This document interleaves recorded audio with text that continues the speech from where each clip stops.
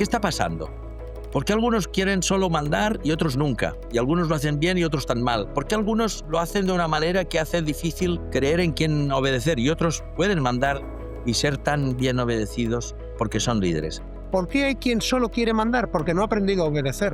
Para saber mandar hay que saber obedecer, porque solo sabiendo obedecer conoce uno cuáles son todos los fundamentos de aquello que se le va a exigir a alguien. Estar hoy con el general Gunn es estar con un autor de plataforma que nos hace muchísimo ilusión. Alcanzó la cima del Everest en el 92, el Polo Sur geográfico en el 95 y el Polo Norte geográfico en el 99, siendo el primer español y la quinta persona en el mundo en alcanzar los llamados 3 polos de la Tierra. ¿Qué significa obedecer? Inteligentemente, no obedecer maquinalmente. Porque si uno tiene un precio, todo el mundo lo tiene.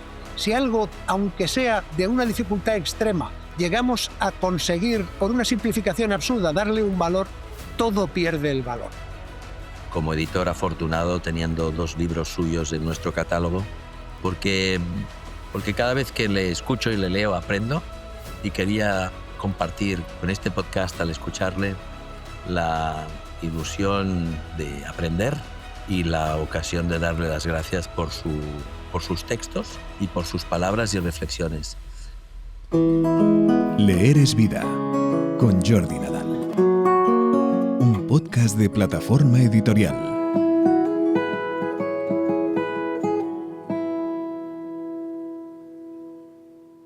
Hola a todos, estamos celebrando hoy que retomamos los podcasts en Plataforma Editorial y vamos a ir entrevistando a nuestros autores y autoras que nos hace mucha ilusión compartir su conocimiento. Retomamos los podcasts con una entrevista a Francisco José Gunn Pampols, teniente general del Ejército de Tierra en situación de retiro. Francisco Gunn nació en Figueras, en Girona, el 25 de abril de 1958. Ingresó en la Academia General Militar de Zaragoza como miembro de la promoción 35ª.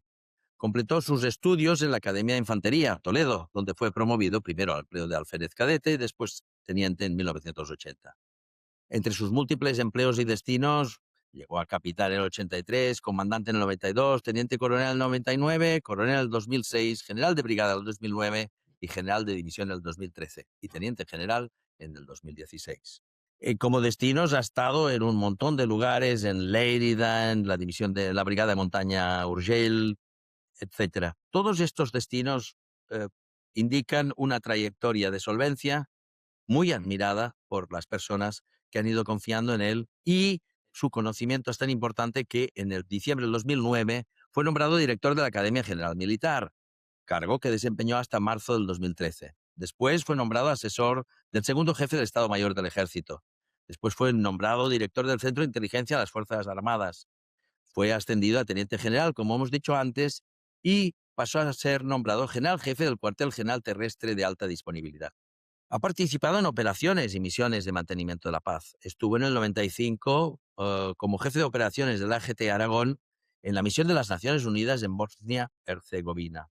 En el 96 participa en operaciones de SPABRI 1 como miembro de la OTAN en Bosnia-Herzegovina, y del 2000 al 2001 participa como jefe del Estado Mayor Operativo en la Brigada Multinacional Oeste en Kosovo. Después, en el 2007, participa como jefe de equipo de reconstrucción provincial en Kuala Enaf, en Afganistán.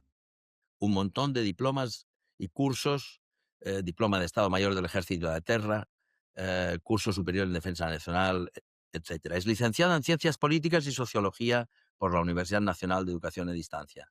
Múltiples veces condecorado, su trayecto ha sido recompensado, la Gran Cruz del Mérito Militar con distintivo blanco, la Gran Cruz, Placa, Encomienda y Cruz de la Real y Militar Orden de San Hermenegildo, la Cruz al Mérito de la Guardia Civil, Cruz al Mérito Militar, etcétera, etcétera. Igualmente ha sido recompensado con la Medalla de las Naciones Unidas, 3 medallas de la OTAN, etcétera, etcétera. Y entre otros méritos es doctor honoris causa por la Universidad Católica de Valencia y miembro del Círculo Cívico de Opinión. Es además académico correspondiente de la Real Academia de Ciencias, Bellas Artes y Buenas Letras, Luis Vélez de Guevara de Écija.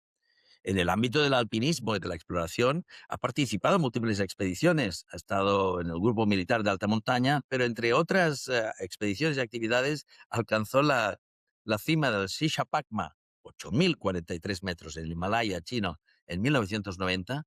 alcanzó la cima del Shishapakma, 8.043 metros, en el Himalaya chino en 1990, alcanzó la cima del Everest en el 92, el Polo Sur geográfico en el 95 y el Polo Norte geográfico en el 99, siendo el primer español y la quinta persona en el mundo en alcanzar los llamados tres polos de la Tierra, del sur y del norte. En fin, estar hoy con el general Gunn es estar con un autor de plataforma que nos hace nos hace muchísima ilusión estar con el general Gunn, porque recuerdo cuando lo fui a visitar en Valencia, cuando era el capitán general en Valencia, y le intenté tentar con que escribiese un libro para mi editorial, y tuve la enorme suerte que unos años después nos dio este libro maravilloso, El arte de mandar bien, que os vamos a mostrar la cubierta. Está en su sexta edición. Después de este libro, le invité a escribir una edición profusamente introducida, comentada y analizada del arte de la guerra Sun Tzu, que va por su segunda edición. General Gunn, yo hice la mili y fui cabo primero, me dirigiré a usted como mi general. Bienvenido, mi general. Muchas gracias, Jordi, un placer. Es para mí un placer invitar a las personas que quieran escuchar este podcast, que está también disponible en YouTube, a escuchar autores de nuestro catálogo que nos pueden contar cosas de la vida. Y nos gustaría hacer un diálogo, una conversación sobre 8 o 9, máximo 10 temas que nos ocupan a los humanos y que nos invitan a intentar llegar a ser una mejor versión de nosotros mismos, ¿no? Entonces, mi general, empezamos la entrevista. Como primer punto, me gustaría preguntarle, le invito a lo siguiente. Pensamos qué hacer, tenemos que pensar qué hacer, cómo hacerlo, y esto exige mandar, obedecer, ejecutar lo planificado, verificar. Esto se hace con personas y para personas. Y como el mundo externo se complica y las relaciones humanas parece que también, le invito a ayudarnos a pensar, ¿qué está pasando? ¿Por qué algunos quieren solo mandar y otros nunca? Y algunos lo hacen bien y otros tan mal. ¿Por qué algunos lo hacen de una manera que hace difícil creer en quién obedecer y otros pueden mandar y ser tan bien obedecidos porque son líderes? ¿Por qué nos pasa esto? ¿Qué está pasando, mi general? Bueno, eh, en principio lo que hay que hacer es quitarle esa carga peyorativa que tiene la palabra mandar. Mandar es una función que es indispensable para el normal desarrollo de la vida. Mandar es establecer un objetivo a alcanzar, tener claro un propósito. Esto es fundamental, saber transmitir para qué hay que hacer lo que se ordena, porque mandar es ordenar, para qué hay que hacer lo que hay que hacer, hacerlo con unos criterios muy concretos, es decir, eh, se manda para conseguir cosas que sean moralmente buenas y alcanzar fines que sean comunes al conjunto de esos individuos que está intentando lograr algo, que sean que tengan carácter superior a sus intereses particulares y que permitan que esa sensación de bondad en lo que se hace recorra la organización. Es decir, lo que estamos haciendo es moralmente bueno. Distinguiendo aquí que la moral es la de cada momento, ¿no? En la moral se está y la ética se tiene. Eh, Además de estar en lo que tenemos que estar, porque es el momento en el que vivimos, es que éticamente nuestro comportamiento también tiene que estar alineado, ¿no? Eso es mandar. ¿Por qué hay quien solo quiere mandar? Porque no ha aprendido a obedecer. Para saber mandar hay que saber obedecer, porque solo sabiendo obedecer conoce uno cuáles son todos los fundamentos de aquello que se le va a exigir a alguien. ¿Qué significa obedecer? Inteligentemente, no obedecer maquinalmente. Obedecer inteligentemente significa interiorizar el propósito que hemos recibido, entender que lealmente hay que exponer todas las objeciones que sea necesario antes de que la decisión última se tome y a continuación esa obediencia inteligente, esa disciplina inteligente, lo que hace es alinearse completamente con el propósito y mejorarlo en todo lo posible. Así es. Y luego la obediencia, ese concepto de obediencia, no significa el servilismo, significa el alineamiento claro, intelectualmente competente, con alguien que está mandando porque le hemos concedido autoridad para que lo haga, porque le reconocemos la capacidad de ser mejor que nosotros en lo que está haciendo y ser mejor para nosotros en lo que nos está mandando. Eso sería una síntesis, más o menos. Hace poco, mi general, tuvimos la ocasión de estar en Madrid. Usted tuvo un diálogo con el señor Javier Solana en la Fundación Ortega Marañón, en Madrid, un día espectacular, porque celebrábamos que en Plataforma habíamos publicado un libro del general Marshall. Y usted habló con Javier Solana, ni más ni menos, dos personas muy autorizadas, para entender lo que significó la aplicación del Plan Marshall en la reconstrucción de Europa a finales de los años 40, ¿no? Marshall fue incluso premio Nobel de la Paz en el 53. Y después, para celebrar ese evento, nos fuimos a cenar un grupo de personas con usted, mi general, y en esa cena distendida y con sobremesa larga, todas las personas que estábamos acompañándole y escuchándole, todas las personas que le estábamos acompañándole, estábamos preguntándole sin parar a usted sobre qué está pasando con las palabras como valores, como compromiso, como servicio, como sacrificio, como entrega, como congruencia, que fue una palabra que usted dijo varias veces en esa cena. ¿Qué está pasando con estos conceptos? Bueno, pues creo que, no con carácter general, pero sí en muchos casos que se han transformado en commodities, en elementos que son prescindibles. Es decir, uno presume de valores, pero luego no alinea su comportamiento con esos valores. No los toma como un marco de referencia. Luego lo único que hace es tenerlos en un formato cartela que es desechable, ¿no? De tal manera que lo que produce es disonancia cognitiva. Cuando uno no piensa, dice y hace de la misma forma, lo que genera es desconfianza e inseguridad. Eh, Inherente a esos valores, eh, la forma de que un hábito operativo bueno, que es un valor, sea materialmente reconocible es porque adquirimos virtudes. Somos buenos, somos justos, somos responsables, somos disciplinados, somos buenos compañeros, somos solidarios. Pero es que eso no es un enunciado. Eso lo que significa es que hay que practicarlo. Y una vez practicado, cuando estamos en estructuras, hay que exigirlo. Conocer, interiorizar, practicar y exigir. Y parece que esto sea un poco de modé, y no es así en absoluto, porque la calidad de la organización tiene que ver con la forma en la que cada uno de los individuos que pertenecen a ella se sienta identificado en lo que es y en lo que hace y cómo lo hace. Porque si no es así, lo que tenemos son elementos que también nos van a considerar prescindibles como organización. Es aquello de que toda persona tiene un precio. No estoy de acuerdo. Porque si uno tiene un precio, todo el mundo lo tiene. Si algo, aunque sea de una dificultad extrema, llegamos a conseguir, por una simplificación absurda, darle un valor, todo pierde el valor. Me gusta también recordar de esta cena reciente, entre otros muchos encuentros que hemos tenido y que yo he tenido la suerte de tenerlo usted en general.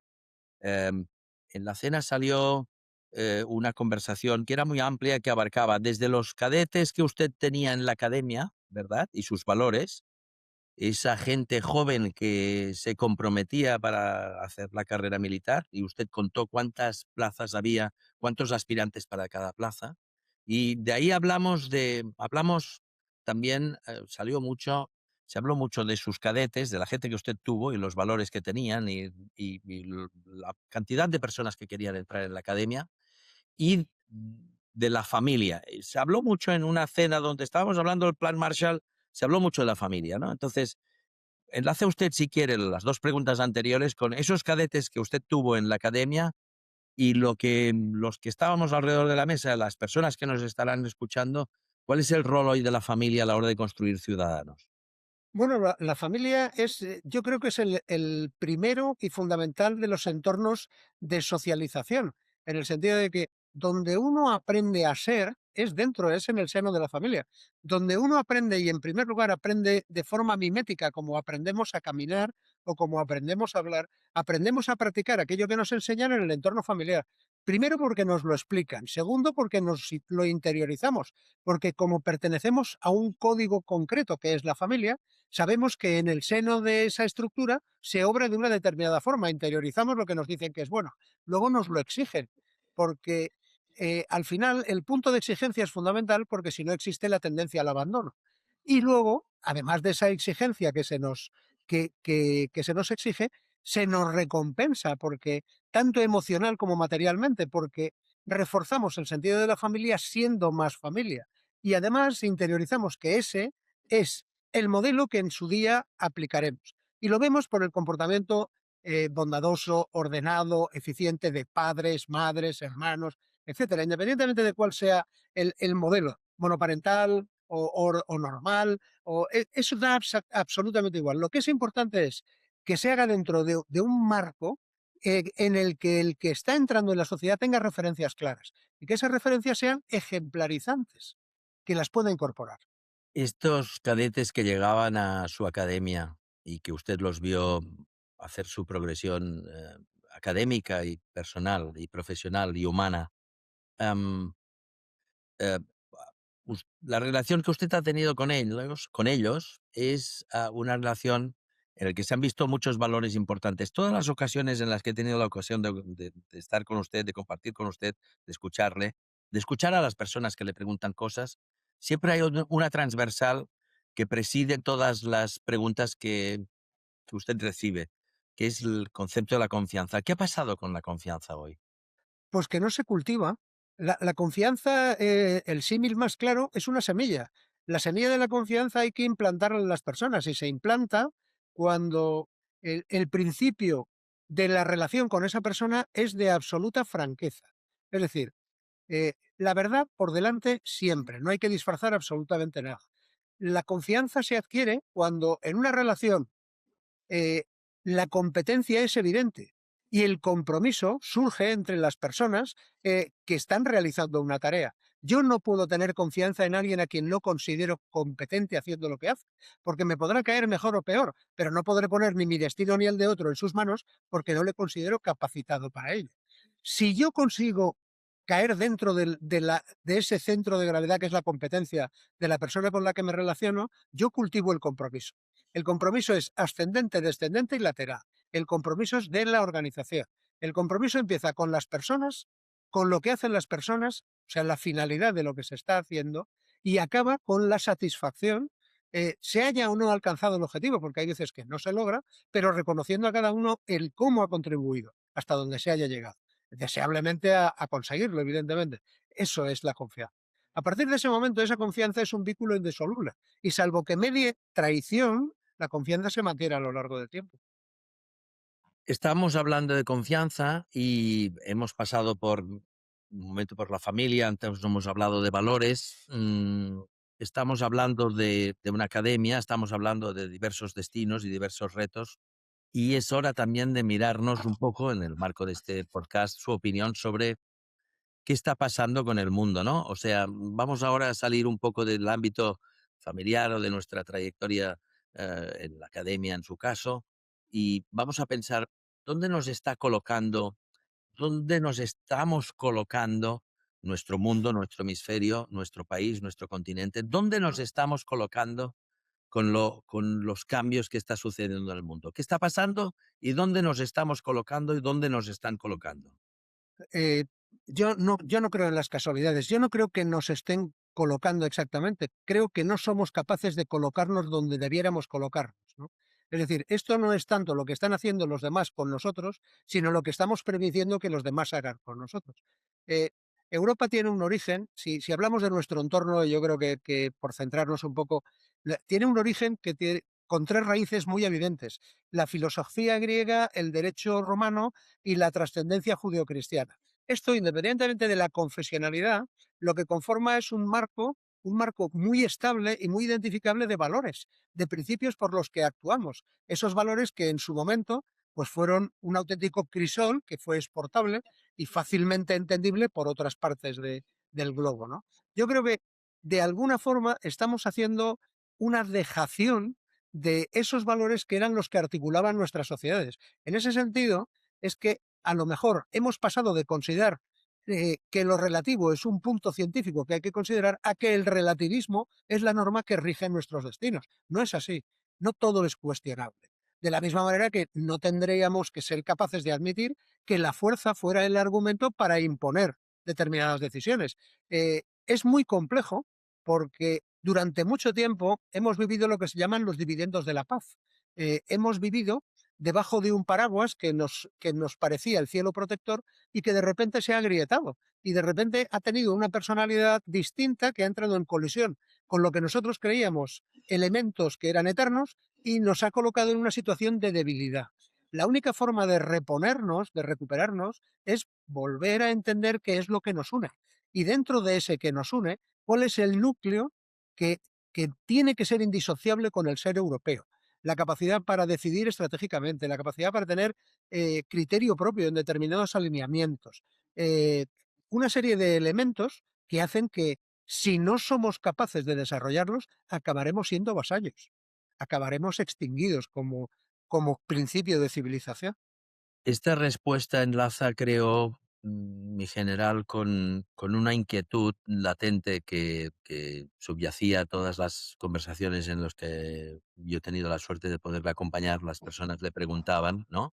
Y una de las preguntas latentes que más veces salía explícitamente o tácitamente era si puede llegar un momento en que entre en crisis el modelo democrático en el que vivimos y sea la propia sociedad occidental la que elija un otro modelo de organización político y social. Bueno, históricamente tenemos ejemplos de eso, ¿no? Nosotros el siglo XX ha sido prolijo en demostrarnos que sí, hay un continuo muy complejo que hay que negociar a lo largo del tiempo, que es el de autoridad-libertad. Cuando la libertad es máxima, la autoridad es mínima. No es que no exista, sino que existe en el sentido de mantener un statu quo que la libertad y el conocimiento de la libertad y la práctica ordenada permiten. A medida que la libertad va decayendo o no se defiende con principios sólidos, hay una tendencia a recurrir a la autoridad para que cubra esos vacíos. Lo que no se consigue, porque las personas obran de buena fe, se consigue con la compulsión, obligándoles a que lo hagan. A medida que vamos haciendo dejación de la libertad, va incrementándose la autoridad, hasta el punto que pasamos por el autoritarismo y acabamos en el totalitarismo. Si nos sentimos más cómodos dejando de ser libres para estar seguros, no tengamos ninguna duda que acabaremos no estando ni seguros ni teniendo libertad. Porque lo único que le pone freno al totalitarismo y al autoritarismo es el ejercicio de la libertad. El ejercicio de la libertad consciente, en la que se establecen los derechos y las obligaciones, y se practican unos y se exigen los otros. En la cena salieron con usted cómo promover la seguridad y la estabilidad dentro de un orden global fragmentado como el actual, ¿no? ¿Qué está pasando en la hegemonía occidental? ¿Qué pasa con la política de bloques que están emergiendo? ¿Qué pasa con la política de bloques? ¿Cómo están cambiando la soberanía y la gobernanza? Estos conflictos que estamos viendo, que se apuntan, los grandes, los mayores, los que están creciendo, hay muchos escenarios, pero ¿qué podría acabar pasando en todo esto, puesto que nuestra lengua es el español? ¿Qué papel jugará América Latina en relación a Europa con el acuerdo Mercosur? Es decir, lee usted todo lo que está pasando geopolítica y geoestratégicamente hablando? Bueno, yo creo que para entender, una pregunta complejísima, Sí, pero para hay entender, muchos sectores. un poco el terreno de juego, el tablero, hay que proyectarse hacia cómo se ven las grandes potencias en el entorno de la segunda mitad del siglo XXI, ¿no? Hay imágenes muy nítidas porque, por una cuestión particular, el sinoísmo, el pensamiento estratégico chino, siempre ha tenido un respeto reverencial a la distancia que se le debe de dejar a las situaciones para que se desenvuelvan. Es una forma de pensar muy distinta a la occidental. El actual, dentro de lo que podríamos considerar el hegemón de finales del 20 y principios del 21, que es Estados Unidos, al margen de esa imagen un poco deforme que representa la actual presidencia, es innegable que los presidentes del siglo XXI en Estados Unidos han hecho un giro muy claro, que ahora mismo se ha materializado en un desinterés progresivo por la zona europea, un interés creciente por la zona Asia-Pacífico e Indo-Pacífico, y una definición de dominación o doctrina Donald y Monroe, para el continente americano en su conjunto, más zonas de influencia inmediatas, ¿no? Eh, Viendo esto, lo que hay que definir es el papel de los demás, y hay tres escenarios posibles. Que haya que desgraciadamente se desencadene una trampa de Tucídides y una potencia emergente actúe contra la potencia dominante, y lo más probable es que fracase, como pasó en su momento entre Esparta y Atenas. eh, que haya, en ese momento, si fracasara, quedaríamos en una especie de mundo unipolar. Sería un hegemón con unas reglas de juego basadas en la fuerza, evidentemente, porque encima las habría podido poner en juego, ¿no? Si esto, como yo creo, escenario más probable, no se da porque China aplica la paciencia estratégica y permite que su desarrollo, sin llegar a colisiones directas con el hegemón, vaya alcanzando un ritmo creciente, llegaremos a un bipartidismo, una bipolaridad imperfecta, que sería una especie de equilibrio, una nueva Guerra Fría menos fría, pero en algunos puntos muy caliente, sobre todo en el momento en que esas esferas de interés colisionaran. El primer punto de colisión sería seguramente Asia-Pacífico y tendría que ver con el desencadenante, podría ser Taiwán, pero hay dos peones ahí muy claros que son Corea del Sur y Japón, que están en una situación de potencias emergentes, ¿no? Además, hay otras potencias que colaborarían un poco desplazadas, sería Australia y sería otros aliados incondicionales. Hay un tercer vector en esta explicación, que es Rusia, la Federación Rusa, pero la Federación Rusa no es una potencia global, por más que le pueda suponer un disgusto oír esto. Es una potencia nuclear, que lo es una potencia geográficamente, es el país más grande de la Tierra, pero carece de uno de los elementos esenciales para considerarse gran potencia, que es población. La población de la Federación Rusa decrece. Tiene unos 140 millones de habitantes y es previsible que para el 2050 haya perdido 20 millones más. Estemos en el entorno de 125, 120, 125. Así que no le coloca en ese escenario. Por población sí, por recursos también y probablemente por proyección, India sería un tercer vector. Y el último de los escenarios, y no deseable, es un mundo multipolar enfrentado. Es decir, alianzas de geometría variable en la que nadie pudiera imponerse absolutamente a los demás y buscar alianzas temporales para hacer frente en determinadas zonas a intereses comunes que, una vez satisfechos, harían que esa alianza desapareciera y se generara interés por otra, ¿no? Ese es el mundo como lo veo yo ahora mismo. ¿Hacia, hacia qué nos estamos encaminando? Nos estamos encaminando a repensar, es un término no es amable, pero es el que es, a repensar las relaciones internacionales, el derecho internacional, la convivencia basada en normas, las alianzas, que ni ya son lo firmes que eran en el siglo XX, ni tienen las mismas garantías que tenían entonces, lo que genera desconfianza creciente entre los miembros, y de ahí podemos pasar al ejemplo que estamos viviendo ahora con Mercosur. Mercosur es estratégicamente una baza importantísima para la Unión Europea, pero esa baza importantísima tiene que convivir con una realidad inmediata que es opuesta, que es que un elemento que representa no más del 3% del PIB del conjunto de la Unión tiene una potencia increíble, que es el sector primario.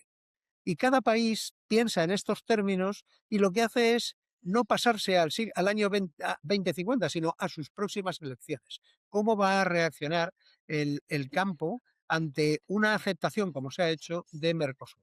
Convenientemente explicado, convenientemente subsidiado, con mecanismos de atenuación, el camino es el adecuado. De la misma manera que el camino es el adecuado, estableciendo un acuerdo comercial con la India, porque lo que nos permite no es desacoplarnos de Estados Unidos, cosa que no podemos hacer, pero sí graduar el acoplamiento en función de los intereses en cada momento y reaccionar de forma proporcional a la compulsión que se ejerce sobre nosotros, que ya hemos visto que es aparentemente errática, con porcentajes de aranceles, con amenazas directas de empleo de la fuerza, pero que tenemos que tener una respuesta ante ese tipo de actitudes, ¿no?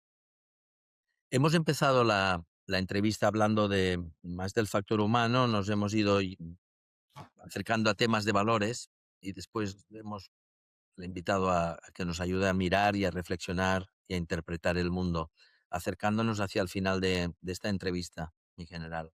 Todos estos años en los que usted, todos estos años en los que usted ha aprendido a servir, a educar, a obedecer, a mandar, a desplazarse, a montar operaciones, a gestionar el peligro, a gestionar la complejidad, a gestionar lo difícil.